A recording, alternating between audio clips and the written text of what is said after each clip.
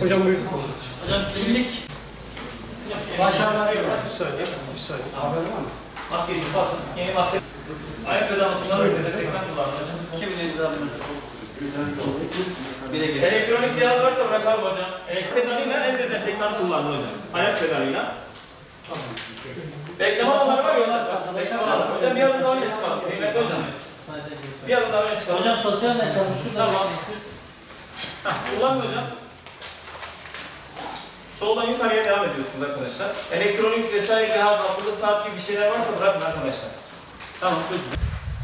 Maskeleri kontrol edin hocam. Maskeleri sağlam değilse bir tane bir hocam çek. Tamam. Maşallah. İçeride göreceğim maskemizi.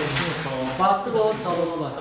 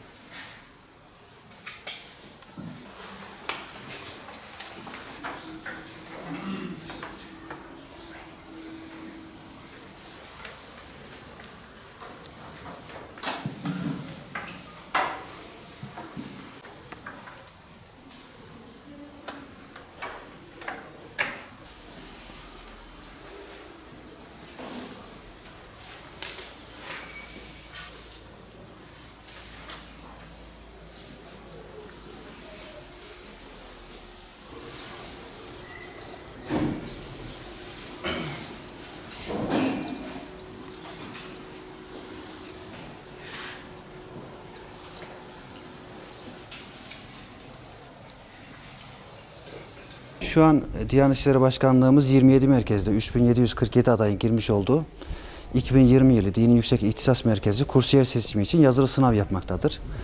27 merkezden bir tanesi de Hacı Ahmet Ziyran Eğitim Merkezi Müdürlüğümüz. Bugün müdürlüğümüzde 145 tane ihtisas adayı, kursiyerimiz yazılı sınav için buraya geldiler. Bu sınavdan başarılı olan arkadaşlar Ankara'da mülakata girdikten sonra Dini Yüksek İhtisas Merkezlerinde 30 ay sürecek olan ihtisas kursuna seçilecekler ki ihtisas kursunun önemi şudur. Bu kursu başarıyla bitirecek olan arkadaşlar Diyanet İşleri Başkanlığı bünyesinde müftü ve vaiz olmaya hak kazanacaklar. Sınavlara girmeye hak kazanmış olacaklar. Dini Yüksek İhtisas Merkezlerimiz aslında halk arasında biraz da haseki olarak bilinir. Bunun sebebi de şudur. İlk açılan Dini Yüksek İhtisas Merkezi İstanbul'da Haseki olarak bilinen ihtisas merkezi olduğu için halk arasında Haseki tabiri meşhurdur.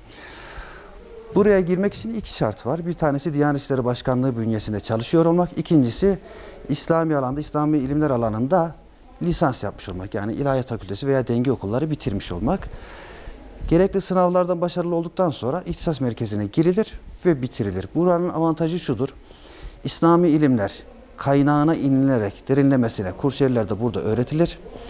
Ve Diyanet İşleri Başkanlığı ihtiyaç duymuş olduğu uzman kadroyu Dini Yüksek İhtisas Merkezi mezunlarından seçerek alır. Yani Türkiye'nin dört bir tarafında, hatta sadece Türkiye ile sınırlandırmayalım, dünyanın dört bir tarafında bütün Müslümanlara hizmet götürmeye namzet hale gelirler. Yani önceliğimiz her şeyden önce sağlık. Özellikle sınava giren adaylarımızın ve kurumumuzda çalışanlar olmak üzere sağlıklarını görmek üzere korumak adına önlemlerimizi aldık. Sınav salonları ve okulumuz sınav öncesinde dezenfekte edildi.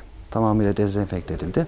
Sosyal mesafe kurallarına riayet ederek sınava giren her bir adayımızın maskesini değiştirerek, girişte dezenfektan ederek ve ateşleri ölçülerek sınav salonlarına girişleri sağlanmaktadır. Kazasız belasız Mevlam nasip etti.